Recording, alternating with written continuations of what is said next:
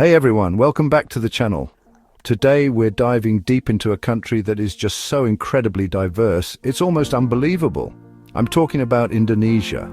Now when you think of Indonesia, maybe beautiful beaches and lush green rice paddies come to mind, and you're right, it has some of the most stunning landscapes on the planet. But there is so much more to this archipelago than meets the eye. It's a place where ancient history, vibrant cultures and jaw-dropping natural wonders all come together in a symphony of experiences. It's a place that gets into your soul. I am so excited because in this video we're going on an adventure to explore both the famous icons and the hidden gems that make Indonesia so special. We're going to peel back the layers, go beyond the typical tourist trails, and discover the real heart of this nation. It's not just about seeing the sights, it's about connecting with the stories, the people, and the flavors that define this incredible country. We'll start with some mind-blowing fun facts that will give you a real sense of Indonesia's scale and diversity, and then we'll journey to some of my favorite places, from the bustling capital to serene, untouched islands. So get ready for an unforgettable journey. I promise you by the end of this video you'll be packing your bags. If you love exploring the world and discovering new cultures, make sure you hit that subscribe button and turn on notifications. We have so many more adventures like this coming your way, and I wouldn't want you to miss a single moment. Alright, let's get started on our Indonesian exploration. Alright, before we start our journey to specific places, let's talk about what makes Indonesia so unique. The sheer scale of this country is just mind-blowing. Did you know it's the world's largest island country? We're talking about over 17,000 islands stretching across the equator. Imagine that, from the massive islands of Sumatra and Borneo to tiny uninhabited specks of sand in the middle of the ocean. The diversity in geography alone is staggering. It's like a continent of islands, each with its own character and its own story to tell. And with all those islands comes an incredible diversity of life. Let's talk about the Komodo dragon. Yes, a real-life dragon. These are the largest lizards on Earth, and you can only find them in the wild on a few Indonesian islands like Komodo and Rinca. Seeing one of these prehistoric creatures in its natural habitat is an experience that you will never ever forget. It's a powerful reminder of how wild and untamed parts of this country still are, a living link to a world that existed millions of years ago. The human diversity here is just as impressive. There are over 300 distinct ethnic groups and more than 700 living languages spoken across the archipelago. Think about that for a second.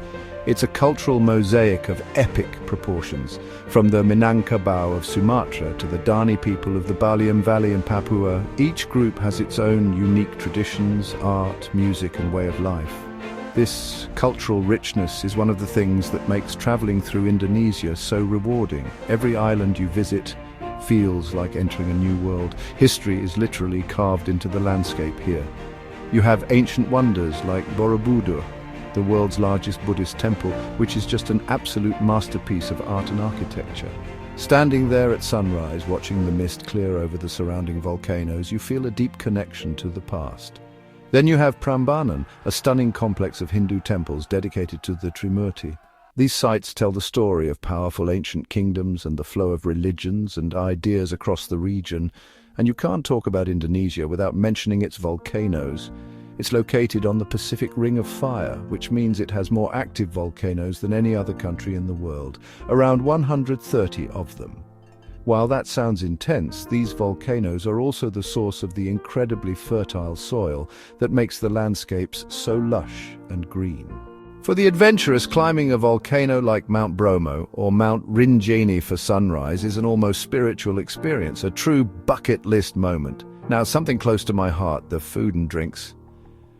Indonesia is a paradise for coffee lovers. Ever heard of kopi luwak? It's one of the most expensive coffees in the world, made from beans that have been eaten and digested by a civet cat. But beyond that, you have amazing coffee traditions from Sumatra to Java to Flores. The coffee culture here is deep and complex, and sitting in a local warung kopi, a coffee stall, is the perfect way to soak in the local atmosphere and chat with people. Let's talk about another natural wonder, the living root bridges of Meghalaya, which is right on the border, but the tradition extends into parts of Indonesia as well. In some remote villages, people have learned to guide the roots of rubber trees across rivers. weaving them together over years to form strong living bridges. It's a beautiful example of how people live in harmony with nature, a sustainable and ingenious solution that is just breathtaking to see in person. It's a testament to patience and a deep understanding of the natural world. The culinary scene is a universe in itself. Every region has its own specialties, its own unique blend of spices and flavors. We're talking about rendang from Sumatra, a slow-cooked beef dish that is just an explosion of flavor. Or nasi goreng, the famous Indonesian fried rice, which you can find everywhere but is made differently in every home and every stall. The street food culture is vibrant and alive, a sensory overload in the best possible way. The smells of grilling satay, bubbling soups and spicy sambal fill the air. Finally, the spirit of the people. Gotong royong is a core Indonesian concept meaning mutual cooperation or working together. You see this spirit everywhere, in the way communities come together for festivals to help a neighbor, or just in the warm, welcoming smiles you receive as a traveler. Despite the immense diversity, there's a unifying sense of community and resilience that is truly inspiring. It's this human element that truly makes a trip to Indonesia so memorable. It's the conversations, the shared meals, the genuine connections that you'll carry with you long after you've left. All right, let's dive into our first destination. Jakarta. This is the capital city, the political and economic heart of Indonesia. And let me tell you, it is a city of incredible energy. It's a sprawling megalopolis, a place of contrasts where gleaming skyscrapers stand next to humble, traditional neighborhoods. The moment you step out into the city, you feel its pulse. The constant hum of motorbikes, the calls to prayer echoing through the air, the smells of street food cooking on every corner. It's a full-on sensory experience. To really understand Jakarta, you have to look at its history. A great place to start is Monas, the national monument. It's this massive tower in the center of Merdeka Square, topped with a flame covered in gold foil. It symbolizes the fight for Indonesia's independence. You can go to the top for a panoramic view of the entire city, and it really gives you a sense of the scale of Jakarta. It's a powerful and iconic landmark that every visitor should see. From there, you should head to Kota Tua, the Old Town. This is the historic heart of Jakarta, the center of the old Dutch colonial administration. Walking through Fatahillah Square feels like stepping back in time. You're surrounded by beautiful, though sometimes crumbling, colonial-era buildings. You can rent a colorful vintage bicycle and pedal around the square, visit the Jakarta History Museum, or just sit at a cafe and soak in the atmosphere. It's a completely different vibe from the modern parts of the city. Jakarta is also a melting pot of religions and cultures, and you can see this in its places of worship. And the Istiqlal Mosque, the largest mosque in Southeast Asia, is an architectural marvel. It's just massive and so serene inside, and right across the street from it stands the Jakarta Cathedral, a beautiful neo-Gothic church. Their proximity is a powerful symbol of Indonesia's motto, Bhinneka Tunggal Ika, which means unity in diversity. It's a beautiful thing to see these two major faiths coexisting peacefully side by side. The city truly comes alive during its festivals. If you're lucky enough to be here during the Jakarta Fair or for Independence Day celebrations, you're in for a treat. The streets are filled with parades, music, and an incredible amount of food. It's when you see the pride and joy of the Jakartan people on full display. The energy is infectious, and it's a fantastic way to experience the local culture in its most vibrant form. It's loud, it's colorful, and it's a lot of fun. Now let's talk about shopping.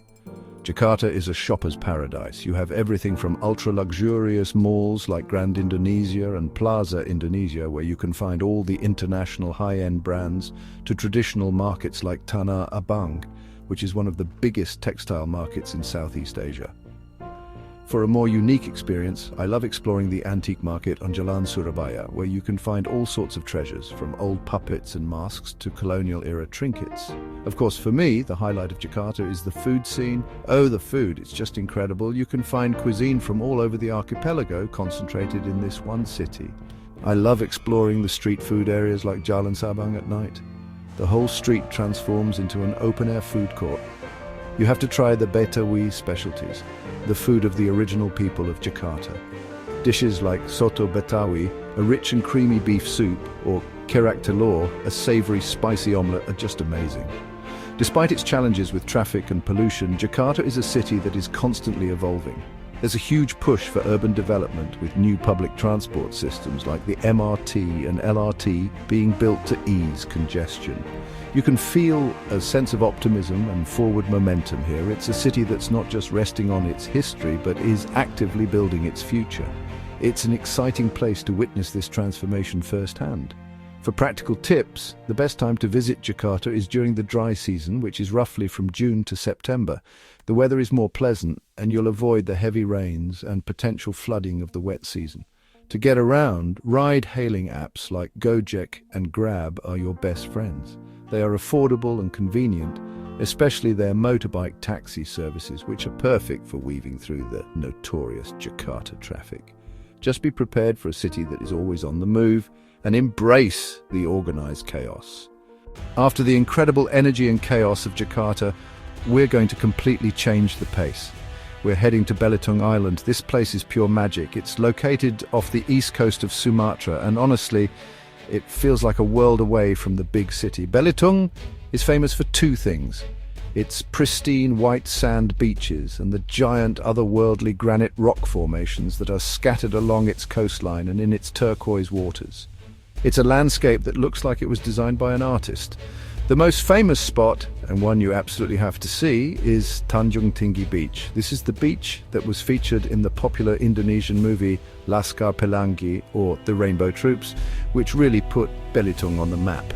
The water here is incredibly clear and calm, and the beach is framed by these massive smooth granite boulders.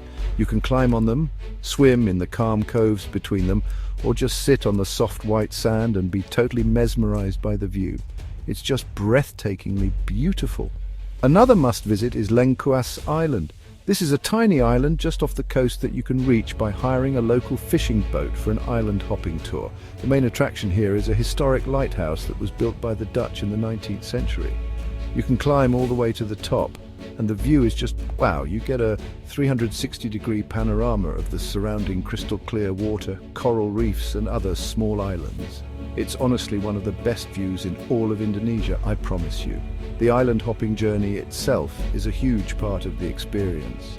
The boatman will take you to several spots. You can visit Pulau Pasir or Sand Island, which is a tiny sandbar that only appears during low tide. It's literally just a patch of pure white sand in the middle of the ocean.